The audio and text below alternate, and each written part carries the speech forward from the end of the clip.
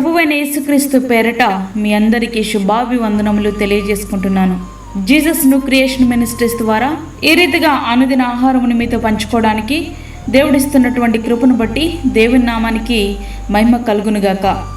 వాక్య ధ్యానంలోనికి మనం వెళ్దాము. ద్వితీయోపదేశ కాండము 3వ అధ్యాయము 25వ వచనం.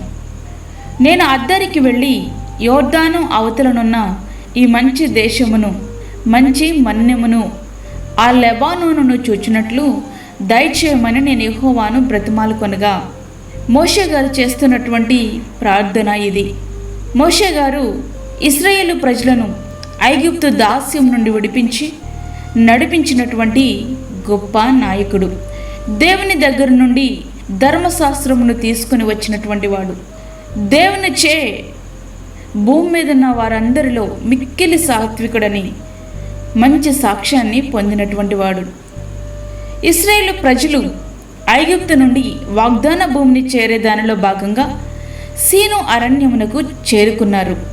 అక్కడ వారికి త్రాగడానికి నీళ్లు లేవు. ప్రజలు మోషే మీద సణుగుతూ ఆయనను రాళ్ళు రువ్వి చంపాలనే కోపంతో ఉన్నారు. అట్లాంటి పరిస్థితుల్లో దేవునిని ప్రార్థించినప్పుడు నీవు బండతో మాట్లాడమని దేవుడు చెప్తే మోషే గారు మిక్కిలి సాత్వికుడైనప్పటికీ వారు ప్రవర్తించిన తీరుకు, ద్రోహులారా, మేము ఈ బండ నుండి మీకు నీళ్లు రప్పింపవలనా అంటూ బండను కొట్టారు. దేవుడు బండతో మాట్లాడు అంటే బండను కొట్టారు. అయినప్పటికీ నీళ్ళొచ్చాయి. ఆ బండ క్రీస్తే. అట్లాంటి సందర్భాలలో యెహోవా మోషే అహరోనులతో, మీరు ఇశ్రాయేలుల కన్నుల ఎదుట నా పరిశుద్ధతను సన్మానించినట్లు నన్ను నమ్ముకొనకపోతిరి గనుక ఈ సమాజమును నేను వారికి ఇచ్చిన దేశంలోనికి మీరు తోడుకొని పోరని చెప్పాను. సంఖ్యాకాండము 20వ అధ్యాయము 12వ వచనం. దేవుడు చెప్తున్నటువంటి మాట ఏమిటంటే, నీవు నన్ను సన్మానించలేదు కాబట్టి వాగ్దాన భూమిలో నువ్వు అడుగు పెట్టవు. వారి యొక్క ప్రయాణం కొనసాగింది. వాగ్దాన భూమి కనుచూపు మేరల్లోనే ఉంది. అట్లాంటి పరిస్థితుల్లో మోషే గారు నేను అద్దరికి వెళ్ళి యోర్దాను అవతలనున్న ఈ మంచి దేశమును మంచి మన్యమును ఆ లెబానోనును చూచినట్లు దయచేయమని దేవుని బ్రతిమాలుతున్నారు. అయినప్పటికీ దేవుడు ఆ ప్రార్థనను వినలేదు. వాగ్దాన భూమిలో అడుగుపెట్టుటకు ఆయన ఒప్పుకోలేదు. కానానును చూచే అవకాశం మాత్రమే ఆయన కల్పించారు. నీవు ఈ యోర్దానును దాటకూడదు కానీ నీవు పిస్గా కొండ ఎక్కి కన్నులెత్తి పడమటి వైపును, ఉత్తరం వైపును, దక్షిణం వైపును, తూర్పు వైపును తేరి చూడుము. ద్వితీయోపదేశకాండము 3వ అధ్యాయము 27వ వచనం. మోషే గారు దేవుని బ్రతిమలాడినా దేవుడు ఎందుకు ఒప్పుకోలేదంటారు? ఒక్కసారి ఆలోచించండి.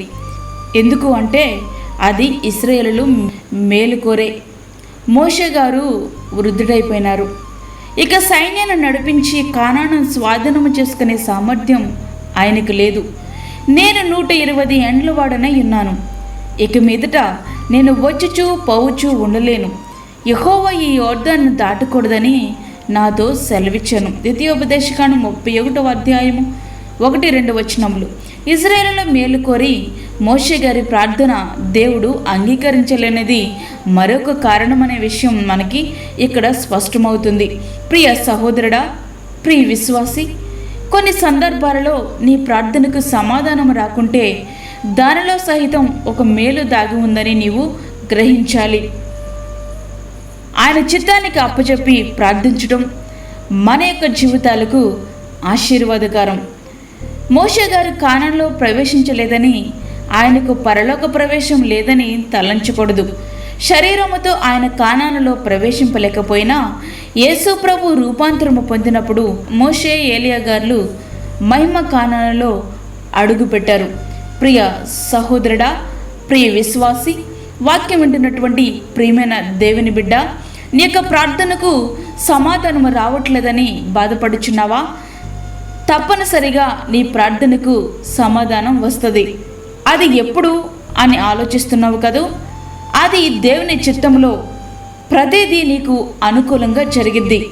ఆయనను ప్రేమించే వారికి సమస్తమును సమకూడి జరుగుతాయి. కాబట్టి దేనికి నువ్వు దిగులు చెందాల్సిన అవసరమే లేదు. నీ యొక్క ప్రార్థనకు జవాబుగా ఆయన యొక్క మేలు దాచి ఉంచారని నీవు గ్రహించగలగాలి. అప్పుడు మాత్రమే ఈ శ్వాసయాత్రలో ధైర్యంగా మనం ముందుకి కొనసాగలం. అటు రీతిగా దేవుడు మన జీవితాలను సిద్ధపరచునుగాక. ఆమేన్. వాక్యం విన్నటువంటి ప్రియమైన దేవుని బిడ్డలారా, ప్రార్థనలో ఏకీభవించండి. పరిశుద్ధుడైన తండ్రి, ప్రేమగల యేసు ప్రభువా, మరి యొక్క దినం మా జీవితంలో మీరు అనుగ్రహించారు, నీకు వందనాలు. ఈ దినమంతా మాకు తోడుగుండండి. ప్రతి విధమైన శోధన, కీడు, ప్రమాదముల నుంచి మమ్మల్ని మీరు తప్పించండి. వాక్యం వింటున్నటువంటి ప్రతి ఒక్కరు కూడా ప్రార్థనకు జవాబు రావట్లేదనే నిరుత్సాహంతో కాకుండా నీవు దాచి ఉంచినటువంటి మేలు వైపు వీరు చూడడానికి సహాయం చేయండి. మోషే గారు కానానులో ప్రవేశింపలేకపోయినప్పటికీ ప్రభువా, కానానును చూచే అవకాశమును ఆయనకి మీరు అనుగ్రహించారు.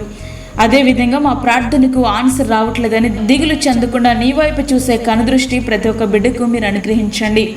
అలాగే తండ్రి, బలహీనులను బలపరచండి, రోగులను స్వస్థపరచండి, చంటి బిడ్డలను, వృద్ధులను, గర్భిణీ స్త్రీలను జ్ఞాపకం చేసుకునండి ప్రభువా. వారికి కావలసిన నీ భద్రతను అనుగ్రహించండి. గర్భఫలము లేని బిడ్డలకు గర్భఫలము దయచేయండి. ఉద్యోగాల కొరకు ఎదురు చూస్తున్నటువంటి నీ బిడ్డలకు ఉద్యోగాలు దయచేయండి ప్రభువా. వారి కుటుంబాలలో నీ దీవెన, నీ యొక్క ఆశీర్వాదము చూచినట్లుగా సహాయము చేయండి. అదే రీతిగా ఈ ప్రార్థనలో ఏకీభవిస్తున్న ప్రతి ఒక్క బిడ్డను మీరు దర్శించండి. వారి తలంపుల్లో, నీ చిత్తంలో ప్రతి ఒక్క అవసరతను మీరు తీర్చండి. దూరదేశంలో ఉండి వాక్యం వింటున్నటువంటి నీ బిడ్డలకు తగినటువంటి ఆదరణను, పనిచేయటకు శక్తిని మీరు దయచేయండి తండ్రి. నీకు వందనాలు ప్రభువా. ఈ సమయంలో నీ సన్నిధిని మీరు మాతో ఉంచి నీ కృప అనుక్షణం మాకు ఉంచుతారని నమ్ముచు, మాకు కాదు యెహోవా, మాకు కాదు, సమస్త మహిమ ప్రభావం మీకే ఆరోపించుకుంటూ యేసు పరిశుద్ధ నామమున అడిగి వేడుకుంటున్నాము తండ్రి. ఆమేన్. ఈ యొక్క వర్తమానంలో మీ బంధువులకు, మీ స్నేహితులకు షేర్ చేయండి. దేవుని పనిలో మీరు కూడా పాలిభాగస్తులు కండి. అదేవిధంగా మీ ప్రార్థన అవసరతలు మాకు తెలియచేయండి. మా ఫోన్ నెంబర్ 9177377559.